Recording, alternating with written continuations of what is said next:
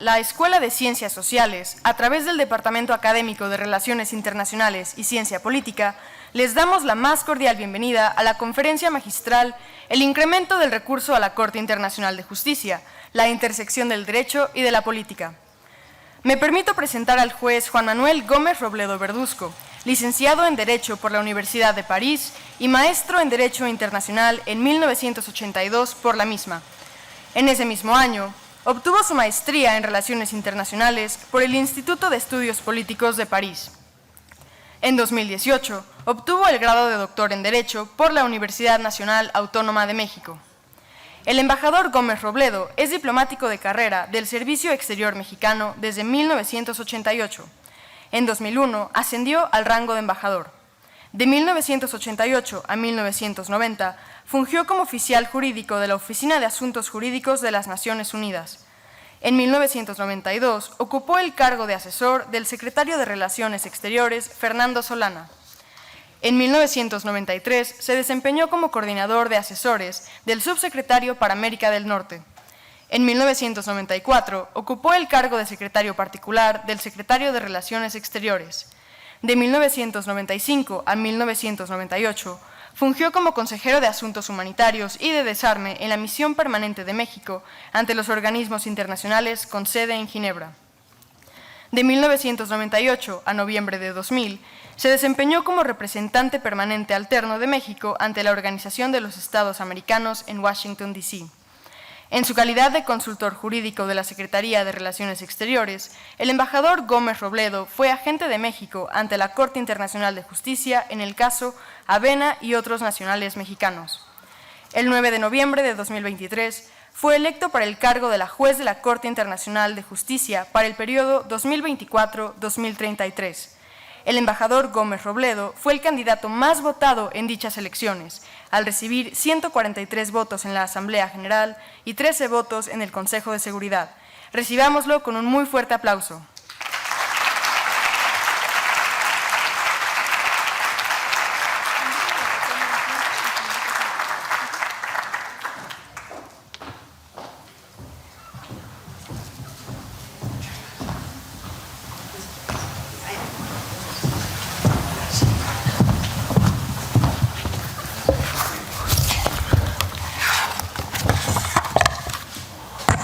Muy buenos días, tengan todas y todos.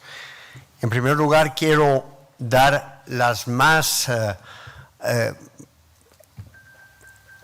grande agradecimiento, el más hondo agradecimiento a las autoridades de la Universidad de las Américas Puebla y de manera muy especial a su vicerrector y al director del departamento, el doctor Gerardo Trasloceros, por haberme invitado a estar con ustedes en este momento muy importante para la vida del departamento y de la universidad.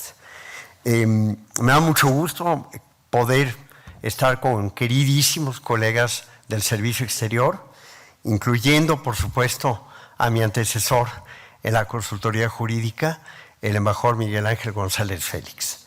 Y me da mucha emoción que hayan recordado al embajador Steger, porque fue también mi jefe, un jefe muy querido en la Dirección General de Europa.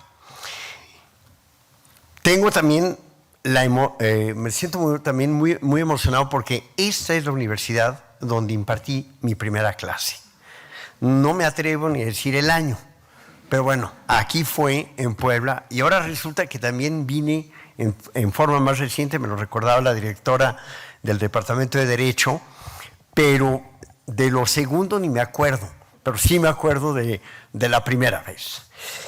Bueno, quiero tratar de explicarles algunos aspectos del desempeño de la Corte Internacional de Justicia, que está atravesando por un momento muy especial, como veremos, que tiene trabajo como probablemente nunca ha tenido, y quisiera tratar de compartir con ustedes algunas reflexiones para entender por qué los estados recurren cada vez más a la Corte. Eso creo que no es una pregunta cuya respuesta sea sencilla y es lo que quisiera platicar con ustedes, empezando por aclarar que la Corte Internacional de Justicia es una corte distinta de la Corte Penal Internacional. Constantemente, por el hecho de que ambos tribunales tienen su sede en la misma ciudad, en La Haya, capital de los Países Bajos, mucha gente se confunde. Pero sobre todo para quienes no son abogados, una corte dirime controversias entre estados, que es la Corte Internacional de Justicia, y la otra juzga individuos por crímenes graves de trascendencia internacional. Por tanto, a la Corte Internacional de Justicia no le compete perseguir al presidente de Rusia. Eso es asunto de la Corte Internacional de Justicia. Lo que sí es notable es que por primera vez los dos tribunales, cada uno dentro del límite de su mandato, está considerando al mismo tiempo tres situaciones. Ambos tribunales están viendo aspectos relacionados con la situación en Ucrania, aspectos relacionados con la situación en Palestina, en el territorio palestino ocupado, y aspectos relacionados con el trato que se le da a la minoría musulmana en Myanmar. En los dos tribunales se dirimen situaciones relacionadas con esos tres países. Pero cada una, como dije, mantiene su absoluta independencia dentro del límite de su mandato. Quisiera entonces, después de una breve introducción para ubicar el trabajo de la Corte Internacional de Justicia, referirme a sus principales contribuciones y al desarrollo jurisprudencial de la Corte, con énfasis en los casos de América Latina, porque realmente es notable ver cómo América Latina y el Caribe se ha convertido en uno de los clientes, digamos, más frecuentes de la Corte. Luego trataré de explicar el porqué de este incremento al recurso de la Corte, por qué cada vez más estados recurren a la Corte, y concluiré con los retos que se vislumbran para el futuro. La Corte ha cumplido 78 años de trabajo, casi 3 años más que el Departamento, y un trabajo ininterrumpido al servicio de la justicia y del derecho internacional. Evidentemente, no todo el tiempo la Corte ha tenido la carga de trabajo que tiene ahora.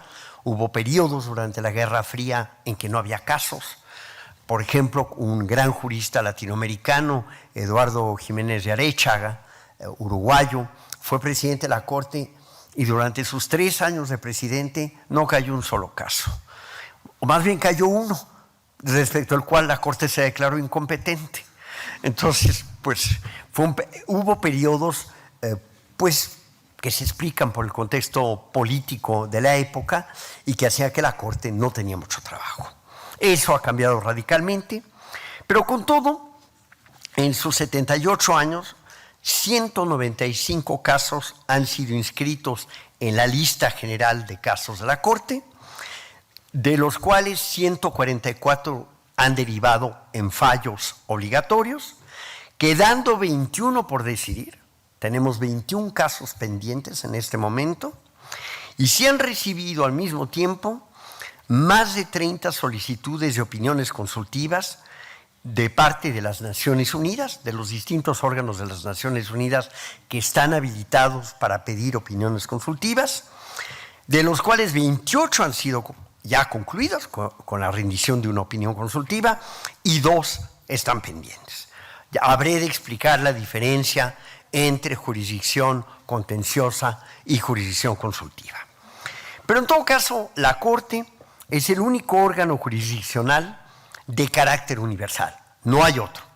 Hay cortes regionales, desde luego, nuestra Corte Interamericana de Derechos Humanos, el Tribunal Europeo de Derechos Humanos, la Corte de Justicia de la Unión Europea, pero en términos de alcance universal, solo la Corte Internacional de Justicia tiene la vocación a la universalidad.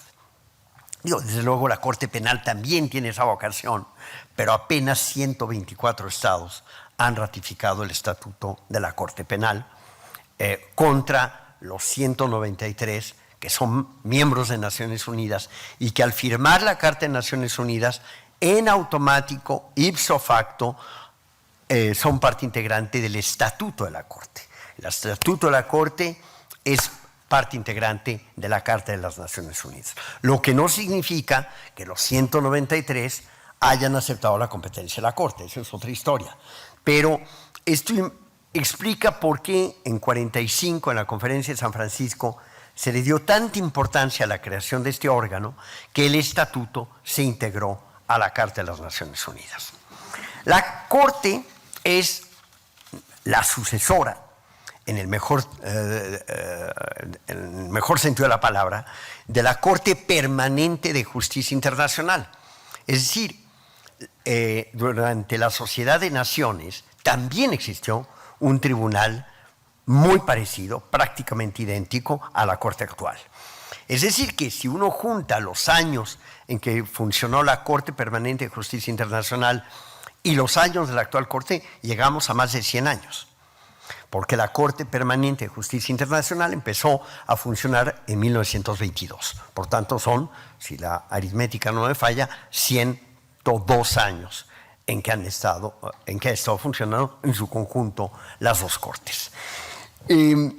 La Corte actual es heredera de la anterior, su estatuto es prácticamente una copia del anterior, pero lo más importante, y desde luego no paso por alto el gran trabajo que hizo la Corte Permanente de Justicia Internacional en sus años, en una sociedad de naciones pequeñita, donde, por ejemplo, Estados Unidos nunca fue parte de la Sociedad de Naciones, como recordarán, porque el Senado de Estados Unidos nunca ratificó los tratados de Versalles, donde México llegó tarde, pero finalmente llegó.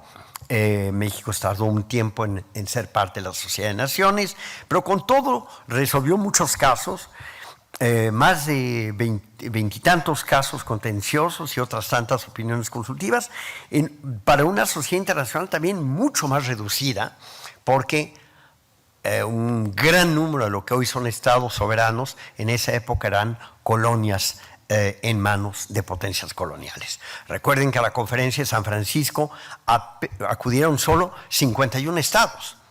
Eso era la sociedad internacional del momento.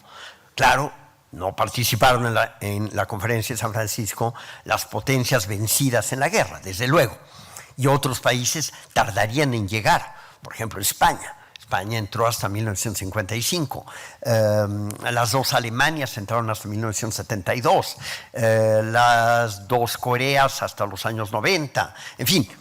Pero lo que tenemos que tener en mente es que la sociedad internacional se cuadruplicó desde 45 a nuestros días.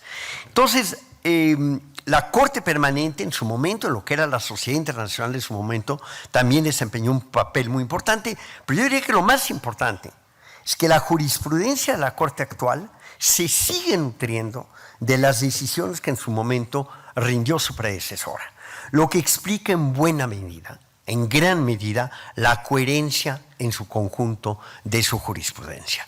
Se siguen invocando casos célebres como el caso Lotus en la jurisprudencia actual de la Corte Internacional de Justicia. Otra prueba de la universalidad de la Corte es que en los casos que se dirimen ante ella están representadas hoy todas las regiones.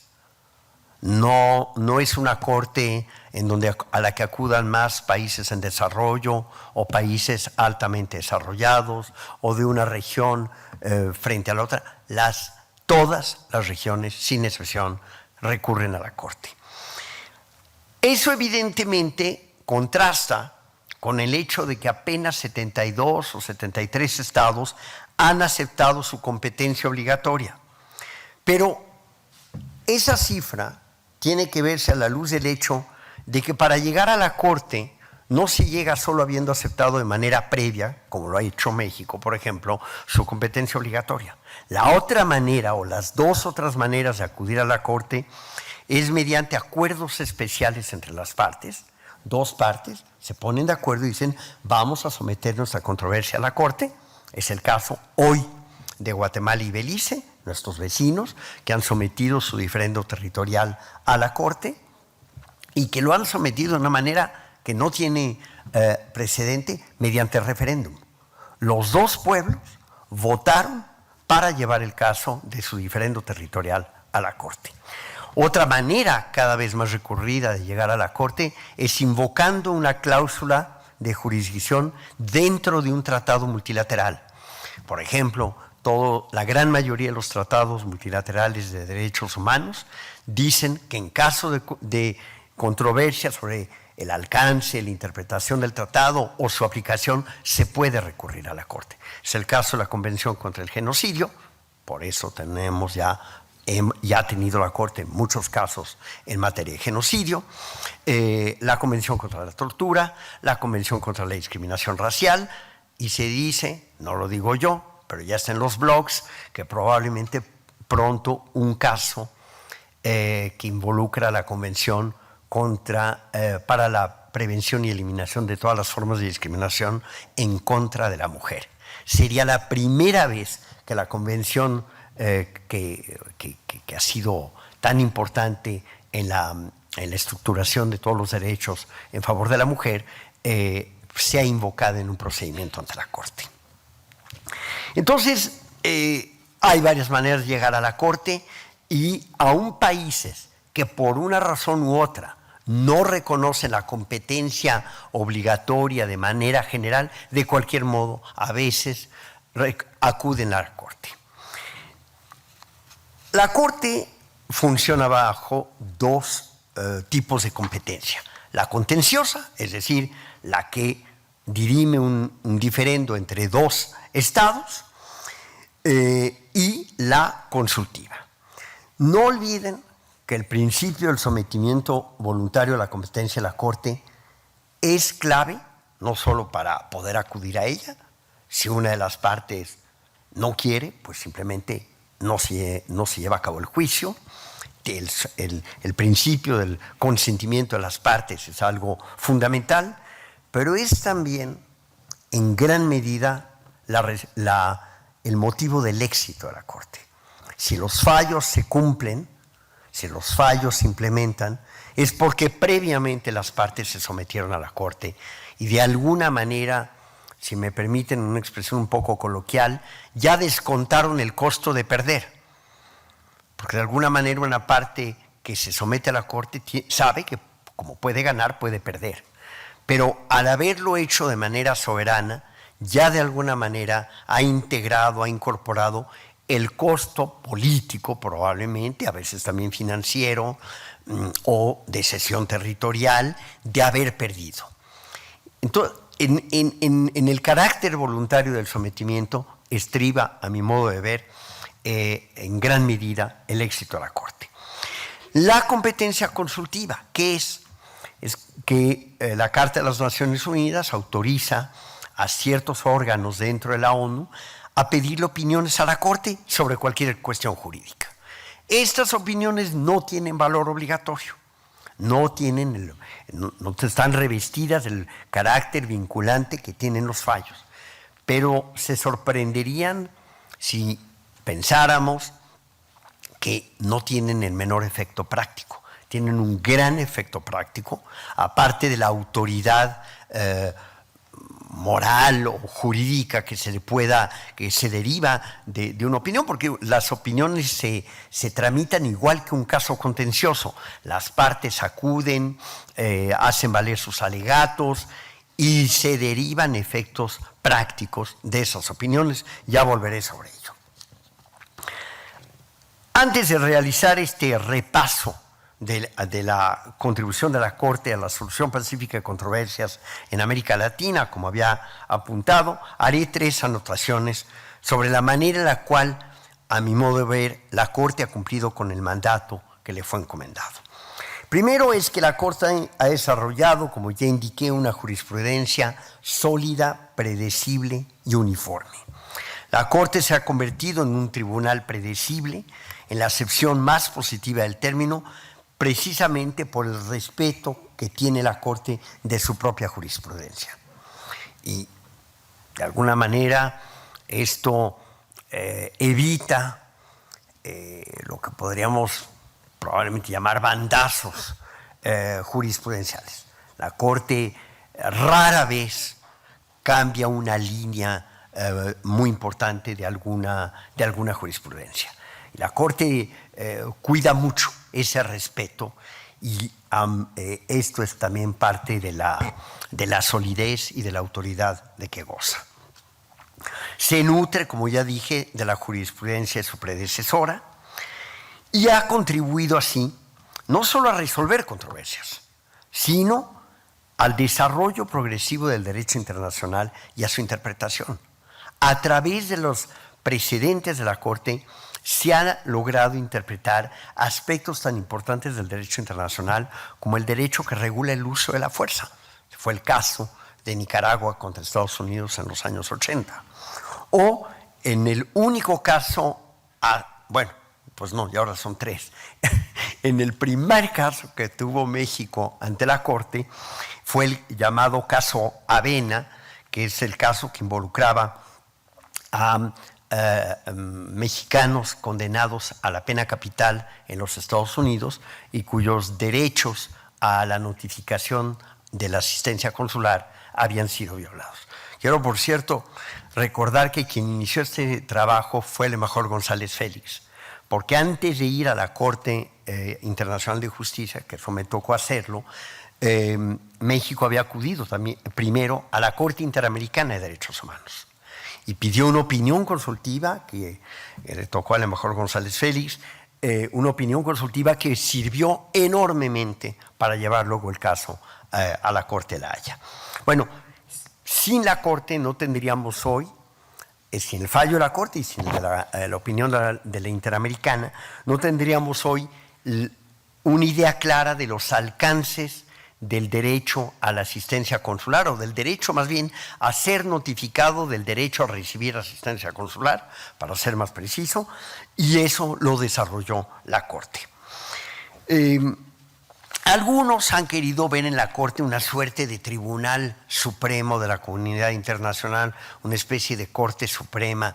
No es así, no es la vocación de la Corte, pero es un hecho que cuando empezaron a surgir cualquier cantidad de tribunales en el mundo, hubo algún miedo, algún temor bastante fundado de que hubiera una suerte de fragmentación de la interpretación del derecho internacional, porque cada corte podía interpretar el derecho internacional a su modo. Afortunadamente eso no ha ocurrido.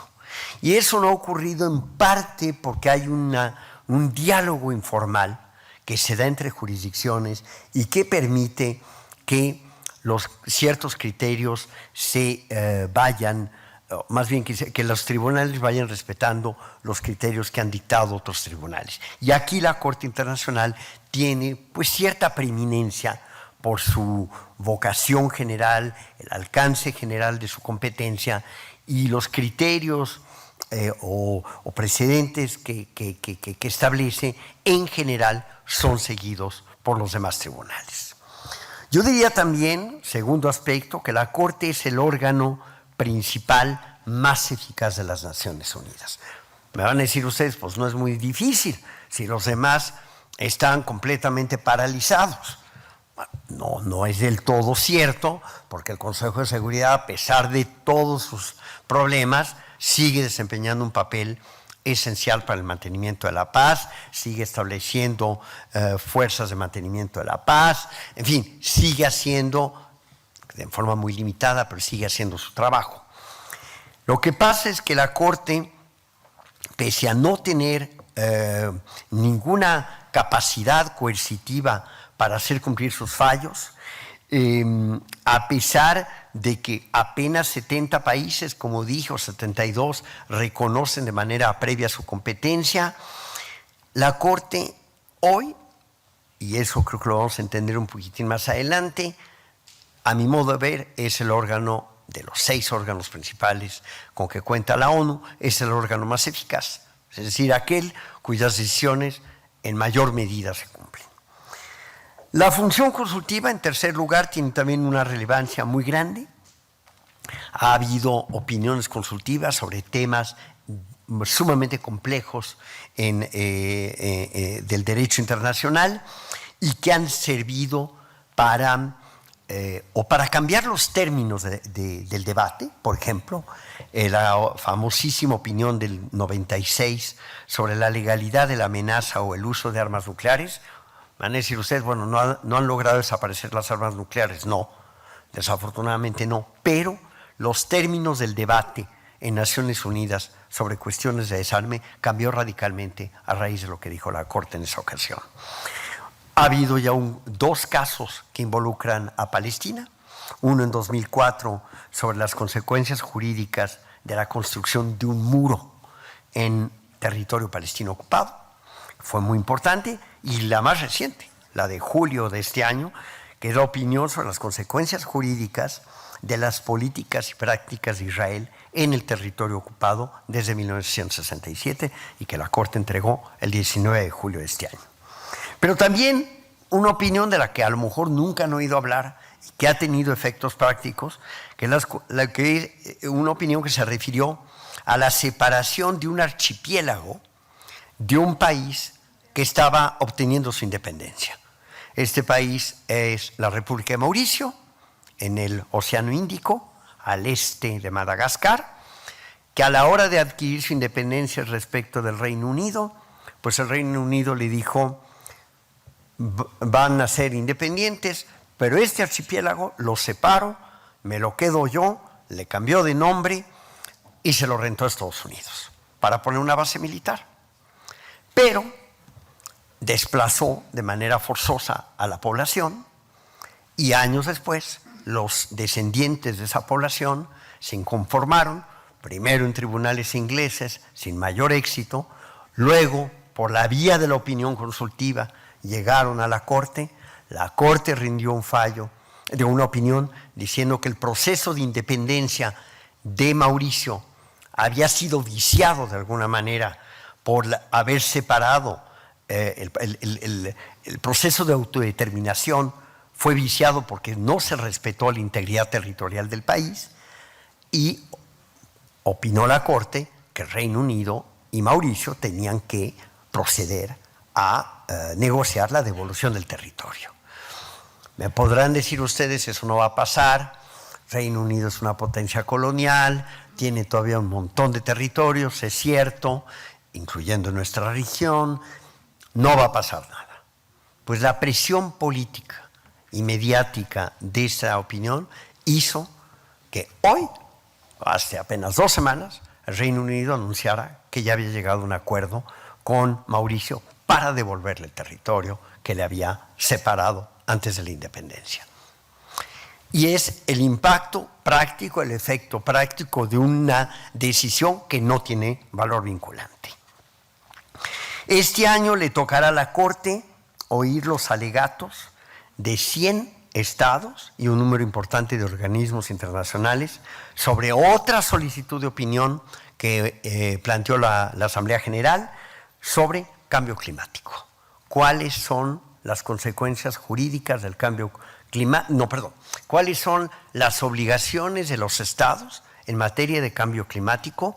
No solo en relación con la Convención Marco de Naciones Unidas sobre Cambio Climático, que es el tratado fundamental, pero también en relación con el derecho del mar, en relación con tratados de derechos humanos también. Esta opinión ha traído un interés que no tiene precedente. La Corte va a sesionar 2 semanas, mañana y tarde, para oír a cerca de 100 estados, a razón de media hora por estado, porque no hay manera de acomodar a tantos estados en 2 semanas. Y creo, prácticamente, espero no equivocarme, supongo que la Corte no declinará su competencia, porque la Corte no tiene obligación de rendir las opiniones que se le piden, podría rechazarlas. pero la Corte nunca lo ha hecho. La Corte nunca lo ha hecho porque considera que al emitir una opinión consultiva contribuye también al trabajo de la organización, contribuye como órgano principal de las Naciones Unidas, como el órgano judicial principal, contribuye al trabajo de la organización, y cuando en ocasiones, por ejemplo, en la opinión sobre el muro, Israel y otros países alegaron que la Corte debía declinar dar su opinión en un tema tan delicado políticamente, la Corte dijo: yo no tengo por qué averiguar las razones que llevaron a la Asamblea General a pedirme esta opinión. La Asamblea General tendrá sus razones, somos órganos iguales, me pide una opinión, yo le contesto. Entonces no anticipo que la Corte vaya a declinar su competencia, en este caso, cambio climático.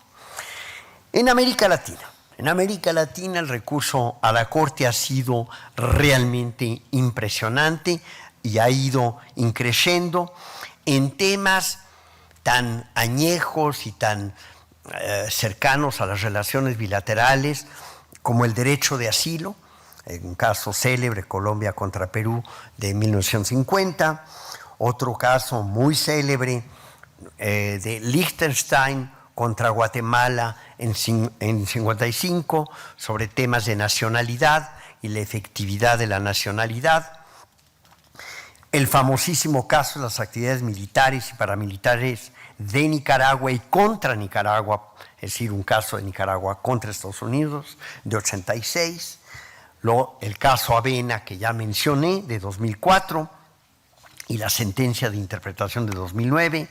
Casos en materia de medio ambiente, importantísimos para el desarrollo del derecho internacional del medio ambiente. El caso de las plantas de celulosa en el río Uruguay, Argentina contra Uruguay, de 2010, en donde, entre otras cosas, la Corte señaló que como regla de derecho internacional, antes de llevar a cabo algún proyecto que pudiera tener algún impacto ambiental, se debe proceder a evaluaciones de impacto ambiental. De ahí viene el hecho de que ya todo el mundo recurra a estas evaluaciones de impacto ambiental, viene de ese dictum de la Corte.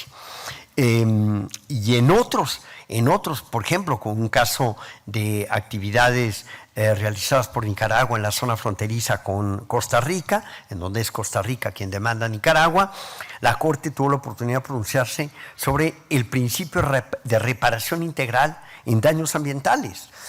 Es decir, la Corte no solo resuelve una controversia, sino que también desarrolla principios que sirven para el derecho internacional en general.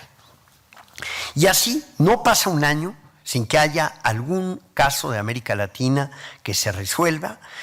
Todavía el año pasado, una delimitación de la plataforma continental entre Nicaragua y Colombia. Nicaragua ha tenido una cantidad impresionante de casos, creo que ya está en más de 10 casos. Es sin duda el país de América Latina que más ha recurrido a la Corte y que de alguna manera más ha contribuido como país en lo individual al desarrollo del derecho internacional. Él solito, por distintos casos y de distinta naturaleza, no nada más fronterizos, sino también ambientales. Y ahora van a ver el último de Nicaragua, que ahorita les platico. El caso muy complejo desde el punto de vista político del acceso de Bolivia al mar, es el caso Bolivia contra Chile. Luego hubo otro de Chile contra Bolivia por el uso de las aguas de un río. Disputas marítimas muy importantes, fumigación aérea con herbicidas, Ecuador contra Colombia, etc. Hoy quedan todavía 6 casos de América Latina por resolver. Un caso, Guyana contra Venezuela, que tiene que ver con la delimitación fronteriza entre los dos países, donde Venezuela alega que la sentencia arbitral de finales del siglo XIX, por la cual se había establecido ya la frontera entre la nueva la Guyana, el país recién independizado de la colonia española, que es Venezuela, y lo que era una colonia británica, ese laudo arbitral de finales del siglo XIX, había tenido un vicio y, por tanto, juicio de Venezuela es nulo y, por tanto, Guyana, que defiende lo contrario, evidentemente, le pide a la Corte que dirima el diferendo territorial entre estos dos países. El caso de la frontera entre Guatemala y Belice, frontera terrestre, pero también frontera marítima. Un caso recién traído por Belice contra Honduras sobre la soberanía sobre unos cayos. El último de Nicaragua es un caso Nicaragua contra Alemania, en donde Nicaragua acusa a Alemania de vender armas a Israel y, por tanto, de contribuir a la comisión, a la presunta comisión del delito de genocidio en Gaza. Es el último caso de Nicaragua en la Corte. Y luego los dos últimos casos mexicanos. El caso Embajada de México en Quito, México contra Ecuador, y el caso Glass Espinel, el nombre del ex vicepresidente de Ecuador, que había encontrado asilo diplomático en la Embajada de México, y es el caso Ecuador contra México. Todos estos casos están pendientes y se verán en los próximos meses o años. Ahora bien, y ya antes de concluir, quisiera simplemente detenerme un poco en, creo haber ilustrado que hay un recurso muy grande a la Corte desde el punto de vista del número de casos, desde el punto de vista de las regiones de donde provienen estos casos, desde el punto de vista de la materia sobre la que versan estos casos. Ya no son nada más delimitaciones territoriales, se refieren cada vez más a temas de derechos humanos, por ejemplo.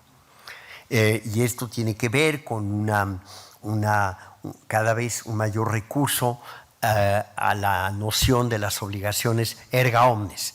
Es decir, ¿por qué Sudáfrica demanda a Israel? No hay una afectación directa a Sudáfrica de lo que esté pasando en Gaza. No, desde luego, y nadie lo pretende. Pero al ser parte Sudáfrica de la Convención sobre la Prevención y Sanción del Genocidio, tiene un interés jurídico a que ese tratado sea respetado. Es lo que se conoce como obligaciones erga omnes partes. Cualquier parte de ese tratado, aunque no tenga una afectación directa, no sea víctima directa, no tenga ninguna afectación, puede invocar la importancia de que ese tratado o el derecho de que ese tratado sea respetado.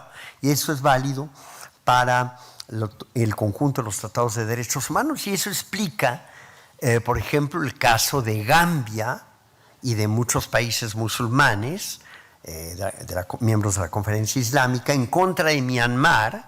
Gambia, un país pequeñito en la costa occidental de África, demandando a Myanmar, país del sudeste asiático, por el trato infligido a la minoría musulmana, la minoría rohingya en Myanmar. Y este es un caso que ya entró a la Corte bajo la noción de obligaciones erga omnes, y lo que busca Gambia es que se respete la Convención sobre la Discriminación Racial. Pero aparte de todo esto, de estas razones muy objetivas que explican el mayor recurso a la Corte, creo que lo que debemos retener es que hoy asistimos también a una demanda, a una solicitud creciente o solicitudes crecientes de medidas provisionales, es decir, de medidas cautelares. Antes de que la Corte vea el fondo de un asunto, y no puede proceder a ver el fondo de un asunto mientras que las partes no le hayan traído sus alegatos escritos y luego viene el alegato oral, puede ocurrir, no es la regla, pero puede ocurrir que una de las partes diga sí, pero Corte, antes de que vayas allá al fondo, por favor, dicta una medida cautelar que evite que mis derechos, que van a ser decididos más adelante, puedan ser, que pueda haber un perjuicio a los derechos que yo invoco. El caso típico, por ejemplo, es el caso Avena, en donde México dijo: Corte, en lo que tú decides sobre el fondo, por lo pronto ordena a Estados Unidos que no ejecute a ninguno de los 51 mexicanos cubiertos por esta demanda. Y la Corte ordenó a Estados Unidos que, en tanto se pronunciaba sobre el fondo, no ejecutara a ninguno, y Estados Unidos lo cumplió. Cosa que no había cumplido Estados Unidos en 2 casos previos, que inspiraron mucho el caso mexicano. Pero ¿por qué lo cumplió Estados Unidos? Porque en el caso previo, que fue un caso de Alemania contra Estados Unidos, también por 2 ciudadanos alemanes que fueron ejecutados por Estados Unidos, la Corte dijo: quiero que quede claro que mis medidas cautelares o provisionales son obligatorias. Eso la Corte nunca lo había dicho. Y la Carta de Naciones Unidas no era muy clara, porque el verbo utilizado por la Carta es: la Corte puede indicar medidas provisionales. Y en el puede indicar daba la impresión, y se interpretó durante muchos años, que para empezar la Corte no tiene ninguna obligación de dictarlas, primero que nada, y segundo, el valor jurídico de esas medidas era, en el mejor de los casos, el de una recomendación. Hasta que la Corte dijo: no, son obligatorias. Y a partir de ahora asistimos a una solicitud muy impresionante de medidas cautelares, a veces sobre un mismo caso. En el caso Sudáfrica contra Israel, Sudáfrica ha pedido ya 5 veces medidas cautelares, o modificación de medidas anteriores, o la emisión de nuevas medidas. Y esto evidentemente ha incrementado no solo el trabajo de la Corte, pero, si se quiere, la visibilidad política de la Corte, que yo creo que es una buena noticia, porque le da a muchos países, contribuye a una toma de conciencia de que eventualmente sus asuntos pueden ser llevados a la Corte. Esto le ha hecho también, desde un punto de vista político, en una solicitud de medidas provisionales, la Corte tiene que actuar muy rápido, no puede tardarse, porque evidentemente hay derechos en juego y a veces vidas humanas en juego. Entonces la Corte resuelve en menos de un mes, y eso le da al país que demanda pues una visibilidad que no tendría necesariamente si tiene que esperar a que se agote todo el procedimiento de fondo. Y yo creo que eso también explica un recurso cada vez mayor a la Corte, es decir, la posibilidad de solicitar medidas cautelares que además, como acabo de decir, son obligatorias. Otro elemento nuevo o relativamente nuevo son las intervenciones. Es decir, los estados que con base en el estatuto, artículos 62 o 63, dicen: yo quiero intervenir en este caso porque tengo un interés jurídico. Caso de escuela, a partir de ahora va a ser el caso todavía pendiente, Ucrania contra Rusia. Ucrania acusando a Rusia de haber cometido actos violatorios de la Convención sobre Genocidio. Pues 32 estados, en su inmensa mayoría europeos, pidieron intervenir, porque lo que la Corte fuera a decir o vaya a decir en este caso también les afecta a ellos. Y pidieron intervenir, y al intervenir presentaron alegatos ante la Corte. Este recurso a la intervención también está aumentando la carga de trabajo, pero como dije, también la visibilidad de la Corte. En el caso Sudáfrica-Israel, constantemente, basta revisar la página de internet, llegan nuevas solicitudes de intervención. Es decir, cuando la Corte llega al fondo, va a haber un número importante de países que quieren participar en el alegato, no nada más Sudáfrica e Israel. Creo que este recurso, a final de cuentas, hay que verlo, este recurso mayor a la Corte, también hay que verlo dentro de una un fenómeno más amplio, que es la situación del sistema político multilateral hoy en día. Es decir, en qué estado está Naciones Unidas, en qué estado está la gobernanza multilateral. Hoy, y no es un secreto, y creo que al respecto hay consenso, los órganos políticos de Naciones Unidas, la Asamblea General y el Consejo de Seguridad, tienen crecientes dificultades a ponerse de acuerdo. Ya terminó la luna de miel de la posguerra fría, esa luna de miel duró 15 años, pero terminó en 2015 con la crisis de Libia, y hoy el Consejo de Seguridad, a pesar de que, como dije, sigue haciendo su trabajo, pero está sometido constantemente a la amenaza del veto o al veto de los miembros permanentes. El veto ha regresado con fuerza. En los últimos 10 años ha habido 48 vetos contra solo 33 en los 24 años anteriores. A título de ejemplo, en la situación del Medio Oriente, el Consejo de Seguridad ha sido paralizado en 42 ocasiones por el veto, y tan solo 9 vetos han sido emitidos desde que inició la crisis de Gaza. O sea, 9 veces Estados Unidos se ha opuesto a que se apruebe una resolución relativa a un cese el fuego en Gaza. Es decir,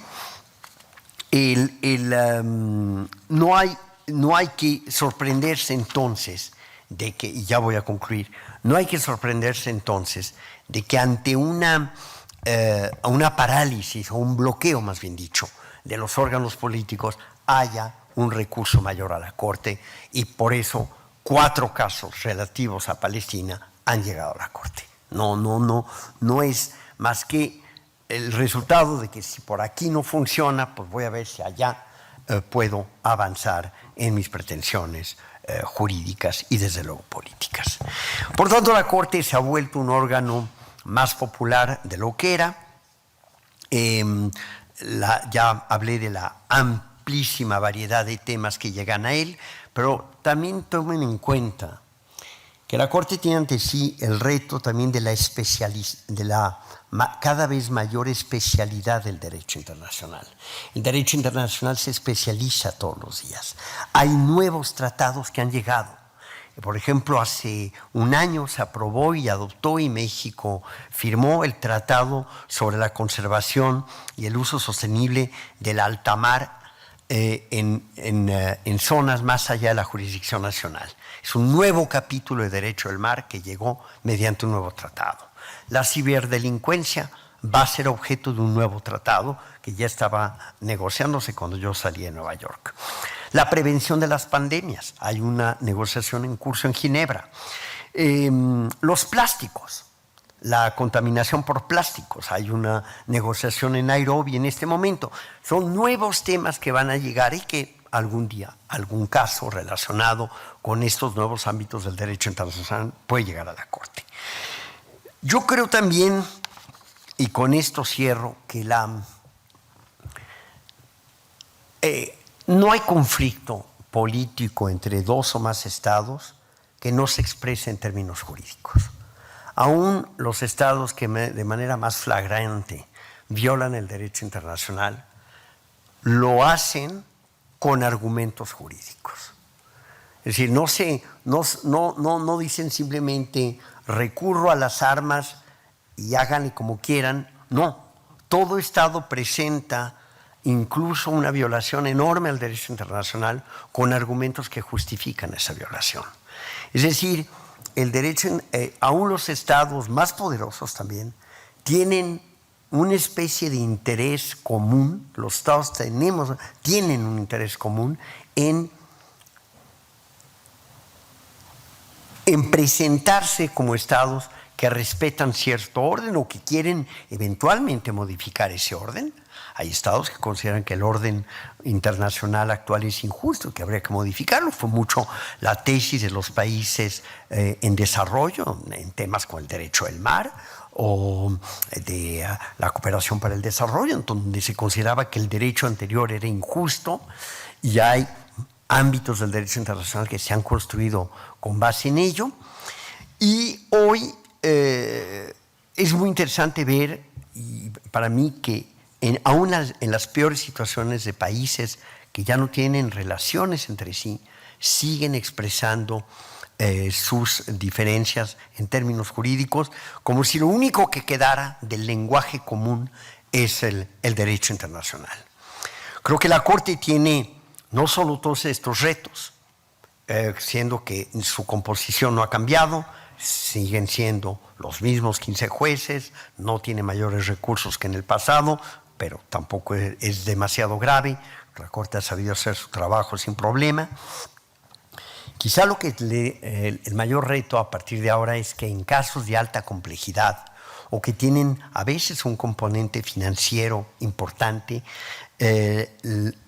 hay que ayudar a las partes a cumplir con el fallo. Y esto, la expresidenta de la Corte, la juez Donoghue, en una intervención en el Consejo de Seguridad dijo: a veces el secretario general de la ONU podría ayudar a las partes a cumplir con un fallo.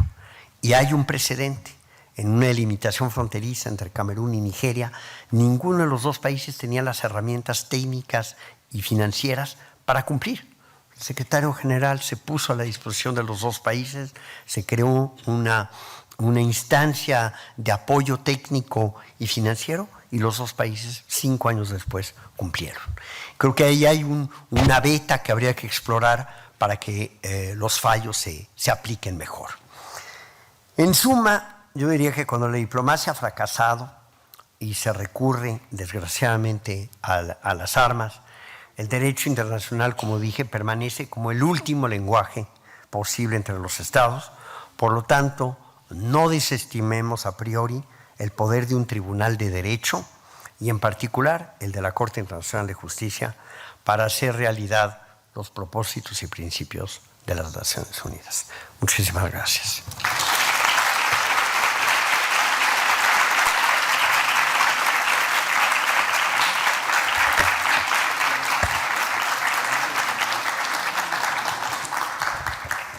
Bueno, pues pido disculpas porque obviamente me pasé del tiempo, pero tenemos todavía 10 minutos para algunas preguntas. No sé si haya un micrófono. Sí, aquí viene el micrófono para quien. El embajador González Félix. Híjole, esto es como examen de ascenso. Muchas gracias, embajador. Bueno, pues no puedo resistir, después de tan brillante y completa exposición, tomar la palabra para un par de observaciones, completar una historia y hacer una pregunta, ¿sí? Un par de observaciones es pues lo que ha señalado, en el sentido de que la Corte ha sentado principios muy importantes en el derecho internacional. Hay dos casos que yo uso con frecuencia. Uno es el caso del Golfo de Maine, la negociación entre Estados Unidos y Canadá por las pesquerías en el Golfo de Maine.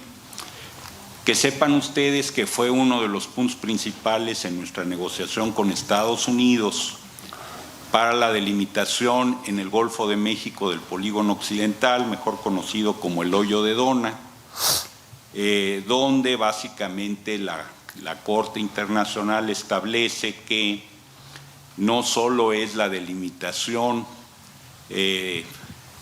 física, la delimitación geográfica, sino que se tienen que dividir todos los recursos.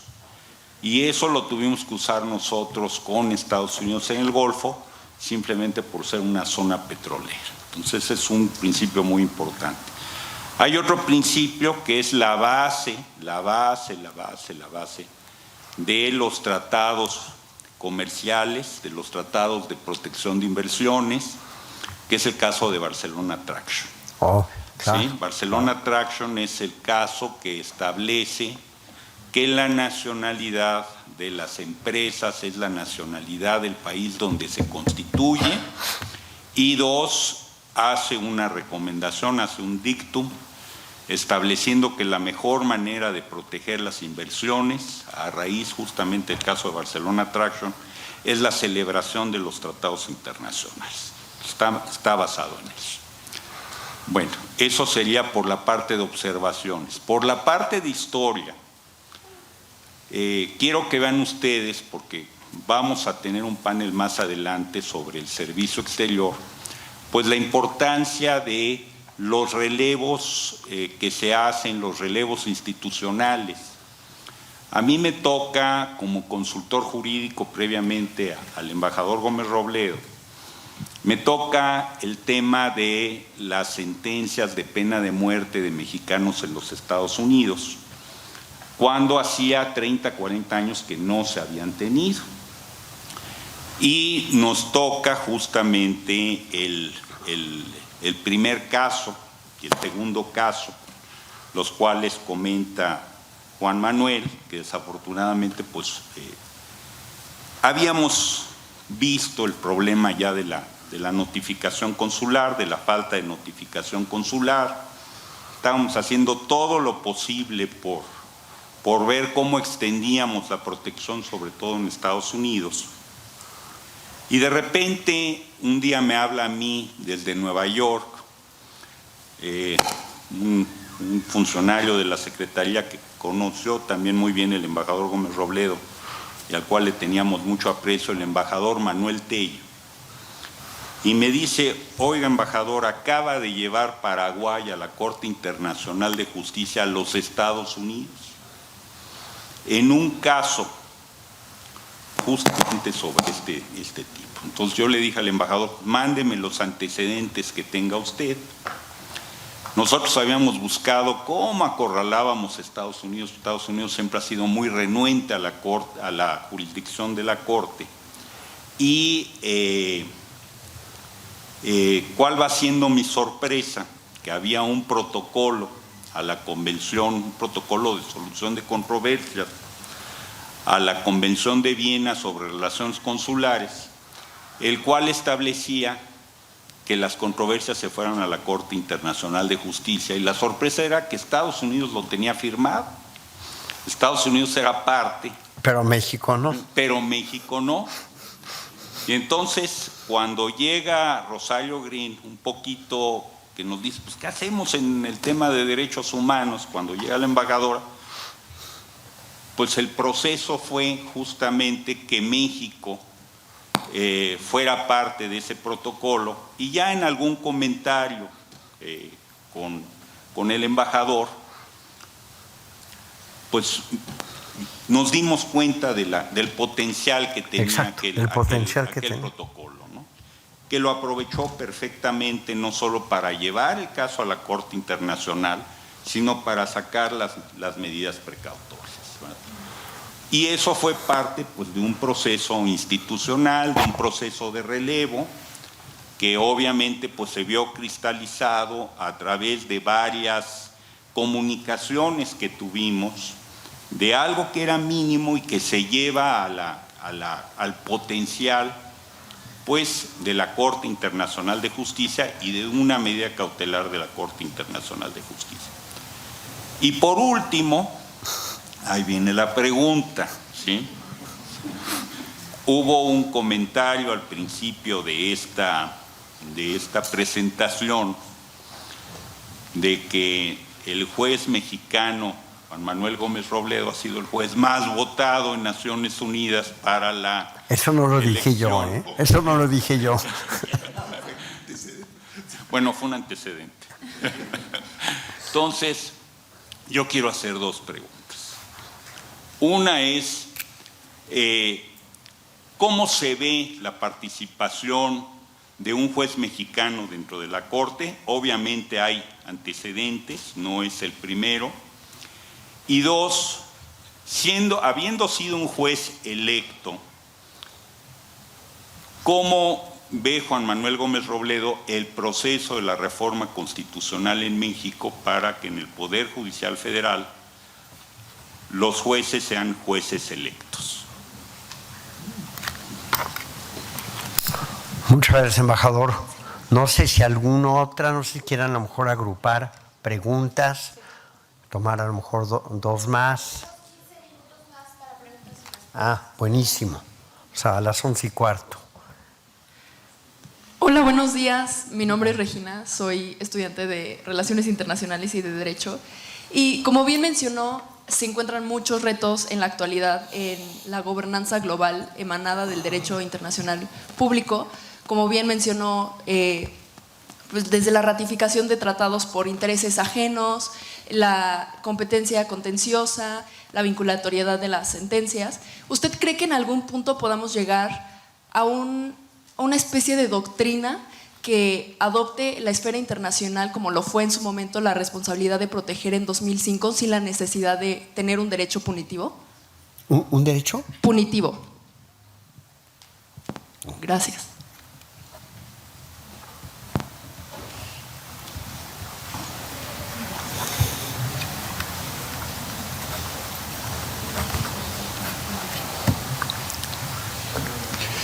Embajador, buenos días. Gusto saludarte. Juan Antonio Leclerc, profesor del departamento. Mencionabas un tema que es muy importante para mí, que tiene que ver con las opiniones consultivas en materia de cambio climático que se han presentado, no solamente la que promueve Guanatú con relación a las responsabilidades, sino también lo que está ahora discutiéndose sobre la posibilidad de elevar al Estatuto de Roma el tema de ecocidio como equivalente a genocidio, crímenes de guerra, con toda la complejidad que esto involucra. Y al final de tu presentación tú señalabas la importancia de generar estos mecanismos para facilitar el cumplimiento de sentencias, en este caso de la opinión consultiva. Desde tu punto de vista, ¿qué tendría que hacer un país como México una vez que se emitan este tipo de opiniones consultivas para garantizar que el cumplimiento de fallos tan complejos, pero tan relevantes para la realidad de un país megadiverso como México y líder históricamente en la promoción de la arquitectura climática global? Desde tu punto de vista, ¿qué tendríamos que hacer como país para impulsar el cumplimiento de este tipo de fallos? Muchas gracias y nuevamente un saludo. Gracias. Bueno, pues yo creo que voy a pasar a contestar lo mejor que pueda. Evidentemente, bueno, muchas gracias, Miguel Ángel, por tus comentarios tan generosos y en particular lo que decías sobre la importancia del relevo institucional y generacional. Y creo que eso el Servicio Exterior lo hace a la perfección. Lo hace a la perfección, entran unos, llegan otros, pero continúan las políticas, continúa. Me acuerdo que cuando me entregaste la consultoría jurídica me diste un papelito así, me dijiste, estos son los pendientes, no te preocupes, tienes un gran equipo y todo va a salir. Yo, no me entregaste una carpeta, una lista de pendientes y a partir de ahí pues seguí lo mismo que tú habías hecho, intentando hacerlo también como tú.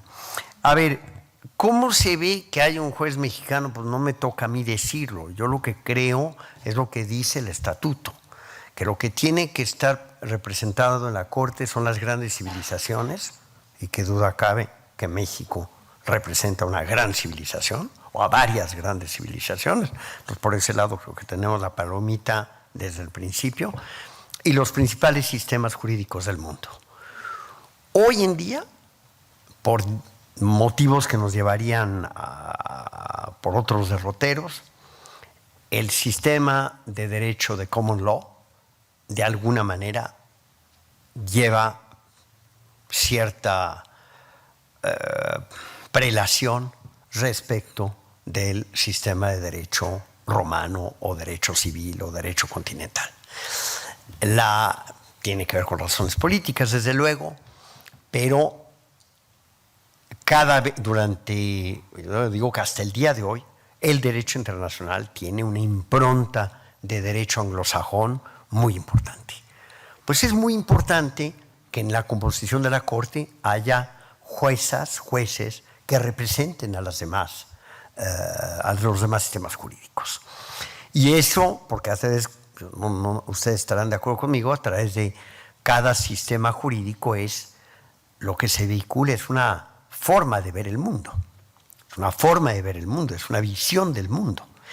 Y es muy importante que si hay varias visiones del mundo, esas visiones del mundo estén representadas en un órgano que, olvidé decirlo, no trabaja por salas. Todos los casos, sin excepción, se ven en el Pleno. Los 15 estados tienen que ver con cada asunto. Los 15 jueces tienen que ver con cada asunto. Podemos pensar que a lo mejor en un mundo de mejor división del trabajo se pudiera recurrir a salas. Está previsto en el estatuto, no está prohibido. Las partes tienen que estar de acuerdo con ello, pero se podría pensar. Pero en general los estados no han querido, y no han querido porque confían que determinado asunto sea decidido por 15 personas, cada una con un perfil distinto, representando una tradición jurídica distinta, teniendo, que en su conjunto los 15 representan la universalidad y por tanto la diversidad de este mundo. Entonces, creo que siendo México el país tan importante que es, y mientras que yo era diplomático, solía decir que México es uno de esos 15 países, 20 a lo sumo, a los que siempre se recurre cuando hay un problema. No hay asunto en Naciones Unidas, chiquito, mediano, grande, en donde en determinado momento alguien diga, ¿y por qué no le preguntamos al embajador de México? ¿Por qué no invitamos al embajador de México a esta reunión? Aunque sabemos que México tiene un punto de vista muy diferente, pero más vale tenerlo adentro y conocer su punto de vista. México ha contribuido a las mayores realizaciones de Naciones Unidas. No hay página de la vida de Naciones Unidas que no tenga una huella mexicana. No hay tratado, por técnico que sea, que no tenga una contribución mexicana. Y eso, tiene que ver con las convicciones de la política exterior, en fin, con una serie de cosas. Y creo que hoy en día México es un país muy importante y me parece natural que México esté representado también a través de sus nacionales en foros tan importantes como la Corte, pero no nada más en este. Y creo que podemos enorgullecernos de que de manera regular hemos tenido juezas y jueces en distintos tribunales, en la Corte Interamericana de Derechos Humanos, hasta hace semanas estuvo Ferrer MacGregor, en la Corte Penal está Socorro Flores, y así. Y yo tengo el honor de suceder a Bernardo Sepúlveda apenas 9 años después de que Bernardo Sepúlveda dejó la Corte. Entonces, yo creo que los países que tienen una visión del mundo como la que tiene México y que tienen intereses de naturaleza global, diría, pues deben tener interés en tener a un juez en la Corte. De manera regular y en los demás órganos, en la Comisión de Derecho Internacional, en el Comité Jurídico Interamericano, en fin, en los órganos donde se hace el derecho internacional. A la pregunta del embajador González Félix sobre la reforma judicial, pues creo que me voy a ver en la necesidad de no contestar, porque no tengo todavía una comprensión total de los alcances de esta reforma, pero creo que no es la figura de la elección es algo que cada país, al interior de los países, la designación de magistrados y de jueces se hace por distintas vías. No hay un modelo único. En Naciones Unidas, el único método de designación es la elección, salvo los cargos que dependen del secretario general. El secretario general los designa. Por lo demás, es por elección. Y elecciones, como sabemos, sumamente complicadas, donde los países y los individuos hacen campaña, etc. Yo creo que es difícil hacer un paralelo entre la designación de jueces y magistrados al interior de un país con lo que pasa en el ámbito internacional. Pero por lo demás, pues la reforma está en curso de implementación. Me parecería no muy serio de mi parte emitir ahorita una opinión. A ver, el derecho a proteger, o la responsabilidad de proteger, perdón. Bueno, primero que nada, no le ha ido muy bien a la pobre responsabilidad de proteger. Nació en 2005 con bombo y platillo, pero no ha logrado cristalizarse como era la intención La Asamblea General no ha desarrollado el concepto, se quedó en 2 párrafos de la Declaración Final de 2005 y digamos que los nuevos vientos, por decir algo, de la política internacional no son muy favorables a la implementación de esta noción. Entonces, no es todavía, no se le puede calificar de una regla de derecho internacional. Y si yo me atreviera a decirlo, habría muchos países que dirían que eso no es cierto. El derecho punitivo, o una doctrina de derecho punitivo, bueno, si entiendo bien, por derecho punitivo se refiere usted a obligar a determinados individuos a responder por crímenes muy graves de trascendencia internacional. Bueno, eso ya existe. Existe desde que se crearon los tribunales penales de Nuremberg y Tokio, existió a partir de los tribunales especiales para la ex Yugoslavia y Ruanda, y ahora con la Corte Penal. Y la Corte Penal hay que tener en cuenta que es un tribunal muy, muy joven, 25 años apenas. Sí, claro, no tiene demasiados casos, pero se está consolidando y ha logrado cosas muy importantes, sobre todo en materia de prevención. Diría que el papel más importante de la Corte Penal ha sido la prevención y el activar la complementariedad. Y hay países que han hecho grandes esfuerzos y avances internos sobre la base, sobre el simple hecho de que existe una Corte que en último recurso podría conocer de una situación a la que ellos deben responder. Entonces, eso está avanzando. Y por doctrina, pues yo diría la doctrina es lo que se deriva del Estatuto de Roma y de los fallos que ha emitido hasta ahora la Corte Penal. Luego viene la pregunta del doctor Juan Antonio Leclerc, que me da mucho gusto volver a ver, antiguo colega de la Cancillería. A ver, en efecto, viene ahorita esta opinión consultiva en materia de cambio climático. La Corte, como dije, espero responda, no decline su competencia y responda, y va a tener que responder a la pregunta que le hace la Asamblea. Sobre la base, lo que los países que están participando, México incluido, aporten.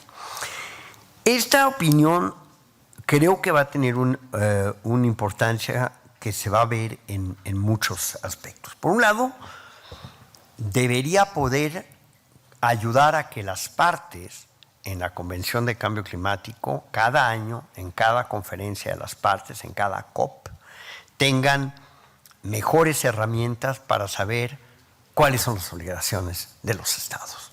Es decir, es una herramienta para que los estados logren implementar mejor lo que ya dice la Convención y lo que dice, por supuesto, el Acuerdo de París. Ese sería el primer efecto.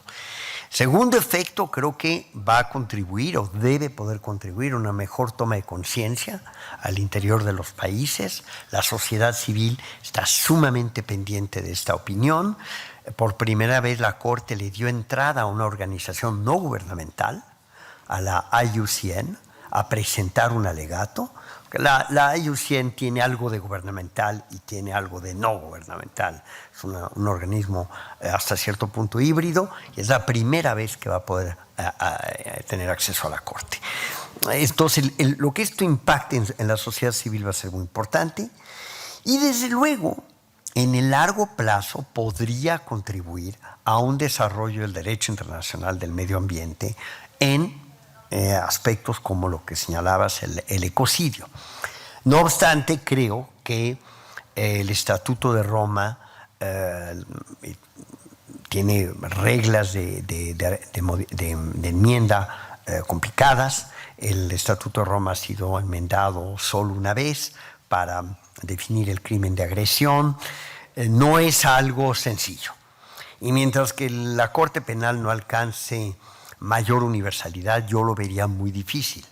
Pero sí creo que puede, por otras vías, avanzar una idea que cada vez está más presente. Y algo que le va a ayudar mucho a la Corte, en este caso de cambio climático, es que por primera vez también la Corte va a tener que decidir, teniendo como referente que otros 2 tribunales se habrán pronunciado sobre el mismo tema antes. Es decir, el Tribunal Internacional de Derecho del Mar ya emitió este año una opinión sobre cambio climático. Y ni modo que la Corte Internacional de Justicia la ignore. Y la Corte Interamericana de Derechos Humanos también, porque Colombia y Chile le pidieron una opinión sobre la relación cambio climático-derechos humanos. Eso es a lo que me refería con el diálogo entre tribunales. Va a tener que haber la Corte va a tener que tener en consideración estos antecedentes y todo eso va en la dirección que tú apuntas. No sé si al amparo del Estatuto de Roma, por lo que acabo de decir, pero probablemente por otras vías. Y entonces esta opinión, por más de que no tiene carácter obligatorio, es muy importante o va a ser muy importante y solo juzgo por la cantidad de estados que están participando.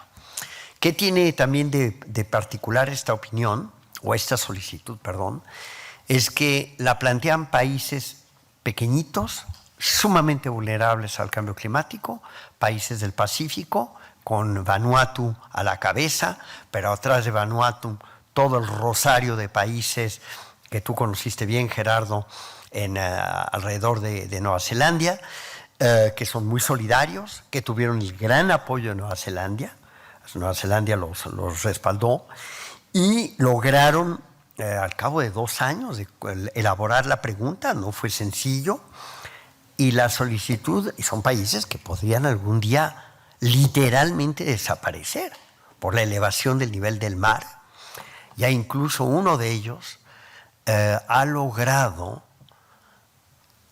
una cosa muy nueva, es decir, aunque desaparezca el territorio, el Estado no desaparece. Y ya abrió una oficina en Australia. Ese país, me reservo el nombre, pero ya abrió una oficina que no es nada más, no es una embajada, es una suerte de gobierno en el exilio por si el territorio desaparece. Pero la población no, porque muy probablemente la población, esperemos, haya sido trasladada a tiempo antes de que el mar se coma la isla. Y esto plantea retos muy importantes para el tema de la existencia del Estado. Si ya no hay territorio, hay Estado, en fin. Todos estos países que tienen como ninguno una gran legitimidad se unieron para plantear esta pregunta, y lo que es muy interesante es que es la primera vez que la Asamblea General aprueba una pregunta a la Corte por unanimidad. Por unanimidad. Ni siquiera los países que tienen ciertas resistencias a avances en el tema, y ya sabemos cuáles son, nadie se atrevió, pasó por unanimidad. Entonces sí va a ser importante y pues me dará mucho gusto ver a la delegación mexicana encabezada por un nuevo consultor jurídico que represente los intereses de México ante la Corte. ¿Alguna otra pregunta o de plano ya no? Sí, secretario general. ¿Ese es su cargo? Sí, perdón, presidente. Perdón. A ver.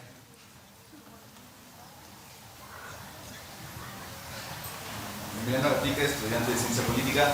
Mi pregunta es más respecto al carácter constructivo que tiene la última opinión de la Corte Internacional de Justicia en julio, que mencionaste sobre Palestina. Menciona que estos sí tienen unos efectos prácticos. Me gustaría saber cuáles son estos efectos prácticos, debido a que el número de muertos, asesinados, ha subido 44.000 y el número de heridos ya a casi 100.000. Y mi consecuencia con esta pregunta es, ¿cuál es el futuro no solo de la Corte Internacional de Justicia, sino en general de los organismos de las Naciones Unidas, al no tener mecanismos para que sus fallos sean obligatorios y que un solo voto puede evitar que se cese el fuego en un genocidio? Bueno, a la segunda pregunta contesto con que hay un mecanismo. El artículo 94 de la Carta establece que un Estado que considere que un fallo de la Corte no se ha cumplido puede recurrir al Consejo de Seguridad. Y por cierto, México lo hizo en el caso Avena, que con el paso del tiempo ha sido cumplido en buena medida. No completamente, pero en buena medida. Pero también México en su momento acudió a la Asamblea General. Y la Asamblea General adoptó una resolución pidiéndole a Estados Unidos que cumpliera con el fallo de la Corte. Entonces, hay un mecanismo, podemos discutir qué tan perfecto es, pero hay un mecanismo. Dos, la opinión consultiva del 19 de julio no aborda el tema del conflicto a raíz del 7 de octubre, porque la opinión fue solicitada 2 años antes a la Corte. Y la Corte estimó que la pregunta que le hacían era cuáles las consecuencias del conjunto de políticas y prácticas de Israel en todo el territorio ocupado, no nada más Gaza, en todo el territorio ocupado desde el 67. Y por tanto no hacía falta detenerse en la situación particular de Gaza, teniendo en cuenta que además hay 3 asuntos pendientes relacionados con la misma región. Y por tanto la Corte ahí tenía que, digamos, puso un límite temporal. La Corte examinó múltiples cuestiones, pero yo diría que una de las más importantes fue la cuestión de saber cuál es el estatus del territorio palestino ocupado después de tantos años de ocupación. Y la Corte concluye, al final de un razonamiento que lo invito a leer, la Corte concluye que las políticas y prácticas que en algunos casos equivalen a verdaderas anexiones, como en el caso de Jerusalén Oriental, o a pretensiones encubiertas de anexión, hacen que la presencia de Israel en esos territorios ya sea ilícita. Y es un cambio muy importante en lo relativo al derecho de ocupación. La anexión de territorios hace nugatorios los derechos y obligaciones del ocupante. El ocupante tiene derechos y también tiene obligaciones, pero al querer anexar un territorio que por principio de cuentas nunca debería ser anexado, y toda ocupación debe ser provisional, aunque el derecho no establece límites temporales, pero lo que ha ocurrido, las prácticas y políticas, las políticas de colonización, de porciones del territorio ocupado, especialmente en Cisjordania, hace de la presencia de Israel una presencia ilícita. Y de ahí se deriva la obligación para Israel, número 1, de evacuar en los tiempos más breves posibles los territorios ocupados, que no es poca cosa que la Corte haya dicho eso, y que repare al pueblo palestino los daños a que tenga derecho el pueblo palestino. Otra cosa muy importante que dijo la Corte es que los estados y Naciones Unidas deberían no reconocer como legales las acciones llevadas a cabo por Israel. Y eso ha tenido ya un impacto, por ejemplo, en las decisiones de algunos países de no vender armas a Israel, muy recientes. 2 países muy importantes acaban de decidir no vender armas a Israel, sin referirse a la opinión de la Corte, no tenían por qué, pero bueno, creo que puede uno leer entre líneas. Otra cosa muy importante de esa opinión fue haber definido el territorio palestino como un territorio único, indivisible, integrado por 3 partes, haber definido que Gaza, pese al retiro de Israel en 2005, en buena medida sigue ocupado, y es el único momento en que la Corte dice, y esto es todavía más cierto después del 7 de octubre, es el único momento en donde menciona el 7 de octubre, pero por más de que Israel se había retirado en 2005, seguía controlando Gaza, por tierra, por mar, por aire. No había, la Autoridad Nacional Palestina, cuando estableció ahí su gobierno, cuando el presidente Arafat estableció su gobierno en Gaza, pues tenía un territorio muy tutelado, por decirlo menos. Entonces creo que son muchas cosas que van y que ya se tradujeron en una resolución de la Asamblea General que acoge la opinión y extrae una serie de consecuencias de la opinión. Para mí, y como lo dije yo en mi opinión separada, lo más importante de esta opinión es que contribuya a darle a la ONU nuevas herramientas para poner fin a esta situación y para promover ya el establecimiento de los dos estados. Esta opinión tiene que servir a la ONU, tiene que servir a los actores en la zona, a las grandes potencias, para encontrar una hoja de ruta. Ese es, yo creo, la mayor contribución, más allá de los detalles jurídicos muy interesantes, pero que sea útil. Y un aspecto que yo creo que es muy importante fue que la Corte en esa opinión señaló que el derecho a la autodeterminación de los pueblos constituye una norma imperativa del derecho internacional, es decir, una norma ius cogens. Creo que es muy importante que contribuya a la consolidación del Estado palestino. Yo soy de los que considera que el Estado palestino existe, por más de que tiene una soberanía territorial sumamente limitada y acotada. El Estado palestino existe, tiene una población, tiene un gobierno, ha sido reconocido por más de 140 países, en fin, firma tratados, es parte de procedimientos jurisdiccionales, en fin, esto debe ayudar pues a encauzar lo que hoy parece todavía muy bloqueado. Bueno, yo creo que aquí lo dejamos porque viene el próximo panel. Les agradezco muchísimo sus preguntas y haber estado aquí.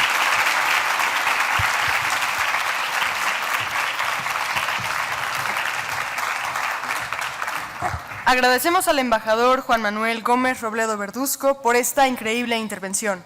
En nombre de la Universidad de las Américas Puebla, le hacemos entrega del siguiente presente.